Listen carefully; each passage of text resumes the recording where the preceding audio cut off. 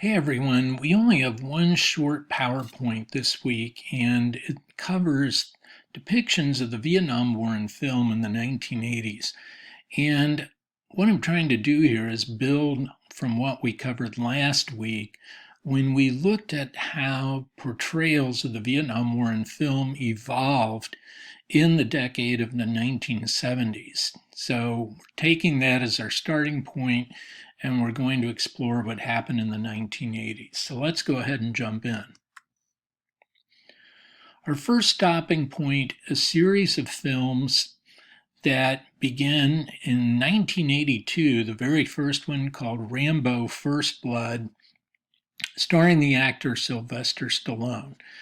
And these movies really hijacked what we had seen develop in the late 70s with the release of the first real serious movies about the Vietnam War, films like Coming Home, The Deer Hunter, Apocalypse Now.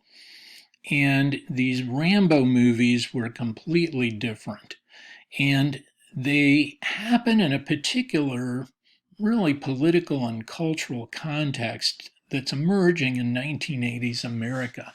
And a lot of that had to do with the election of Ronald Reagan as president in 1980. Now, within the document that you're reading this week, that introduces the three songs that I'm having you listen to, I embedded within that a portion of a speech that Reagan gave in Chicago in 1980 when he was a candidate for president. And this was an address he gave at a VFW convention, Veterans of Foreign Wars, in which he offered this absurd revisionist version of the Vietnam War. But it was really a narrative that was appealing to many Americans in the 80s, and it fit with this optimistic American exceptionalism kind of message that Reagan very much delivered as a candidate and continued to promote as a president. And so these Rambo movies have to be seen within that context. Sylvester Stallone is kind of this classic story of a struggling actor who is virtually overnight catapulted to stardom by the film Rocky in 1976, which is a movie we could do a whole nother PowerPoint about. Still extremely popular.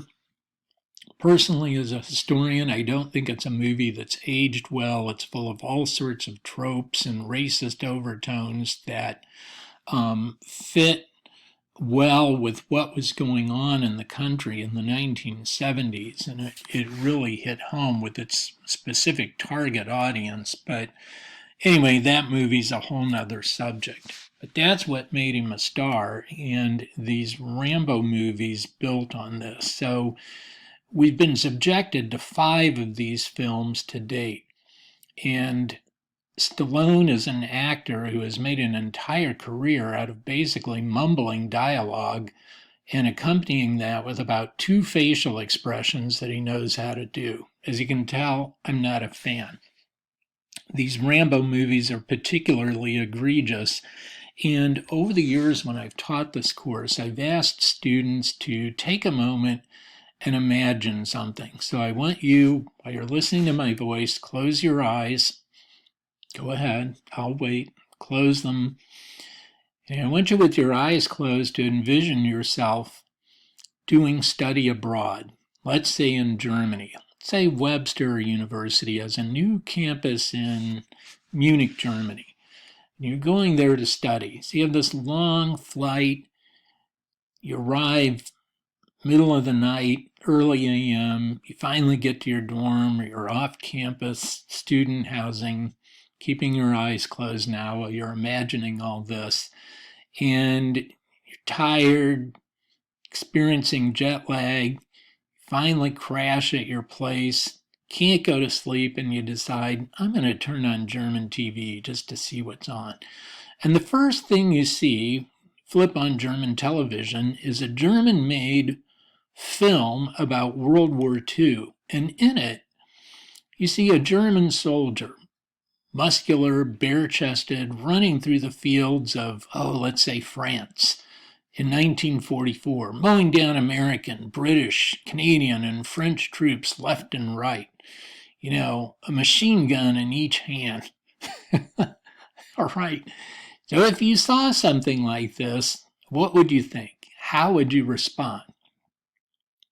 At a mild level, you might be outraged, but let's say just at a beginning level, your first thought might be something along the lines of, yeah, it seems like these Germans still have some real issues with the Second World War. Well, take that and think to yourself about American audiences in the 80s who were witnessing something pretty similar to that with this Rambo character who's going back to Vietnam and mowing down commies all over the place, refighting the war to a more satisfactory conclusion, supposedly. What does that say about how Americans are processing the Vietnam War? What does it say that a depiction like that is popular? This kind of cartoonish violence, as I said a moment ago, just completely steered away from the serious depictions of the Vietnam War, and it spawned a legion of imitators. There were all sorts of films made in the early 80s building on this theme of people going back to Vietnam, refighting commies, trying to liberate Americans who were supposedly still being held captive, all the sorts of nonsensical stuff that American audiences responded to. And so this was what was going on for several years in the early 80s before the release of Oliver Stone's film Platoon in 1986. So the movie Platoon that you're going to watch 3 clips from starred Charlie Sheen as a soldier Chris Taylor. You've read quite a bit about this movie in the Olson and Roberts book. Oliver Stone himself was a Vietnam veteran, and this is the film that single-handedly brought an end to the Rambo ridiculousness. Doesn't mean it was the end of the Rambo movies. They kept coming out. In fact, I think there was one that was released just a year or two ago. But at any rate, Platoon is the movie that pulled overall filmmaking about the Vietnam War back in a more serious, realistic direction. And I'm not going to say much more about this movie beyond that because you're reading in the document I created for it a little bit, kind of a synopsis of the movie this week, and watching some scenes from the film that you'll be responding to. But it was an extremely important film on its own terms because the way it explored the experience of Vietnam veterans was really different from other movies that preceded it, and that Stone looked at class, racial divisions among soldiers. There are some elements of it that are pretty predictable if you've seen the film. He telegraphs his punches at times as to what's going to happen. But overall, it's a movie that I think has held up well. And as I said, it's important, if for nothing else, for the fact that it brought an end to the absurdity of Rambo and steered things back to more serious considerations of the Vietnam War. That was followed by 2 other significant films of the late 80s. Director Stanley Kubrick's movie Full Metal Jacket from 1987, very disturbing film. You're going to be watching 3 sequences from that too. Most people remember this for the performance of an actor who passed away just a handful of years ago, I think, Lee Ermey, who was a former Marine drill instructor in real life. And he's absolutely brilliant in this role.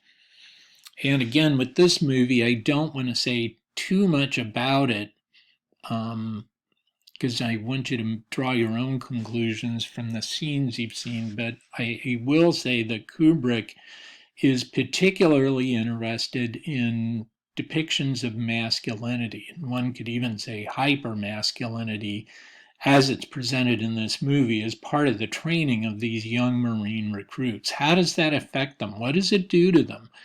And what happens when they have to confront what they've been taught during combat in Vietnam. This film builds toward a climactic scene at the end where they really have to confront these definitions of masculinity in a way that they're really not prepared for, and is a complete surprise to them.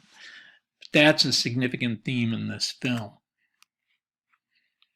And then I want to end this by talking briefly about Oliver Stone's second movie about the Vietnam War, Born on the 4th of July. His third one, he really did a trilogy of Vietnam films, is his adaptation of the book you're reading, When Heaven and Earth Changed Places, which he adapted into the film Heaven and Earth. The second movie, Born on the 4th of July from 1989, is based on a memoir by Ron Kovic and stars Tom Cruise. And again, this is a movie with a few different themes coursing through it, but I think arguably the most important centers, like Kubrick's film Full Metal Jacket, around this concept of definitions of masculinity. How do you define that? Why do we see war as a rite of passage to manhood? And the one scene that I'm going to have you watching from this film, where Tom Cruise returns from a night of drinking with fellow veterans and comes home and confronts his parents, it really gets to the heart, I think, that particular scene of what Oliver Stone is trying to do in this movie, looking at these definitions of masculinity from a different perspective. So again, with the start of the 1980s, we get this cartoonish, revisionist depiction of the Vietnam War through the Rambo movies, which, as I said, spawned legions of imitators and led to a whole series of Rambo films. But Oliver Stone's movie Platoon in 1986 thankfully returns depictions of the Vietnam War in film to a more thoughtful direction that really has continued to the present.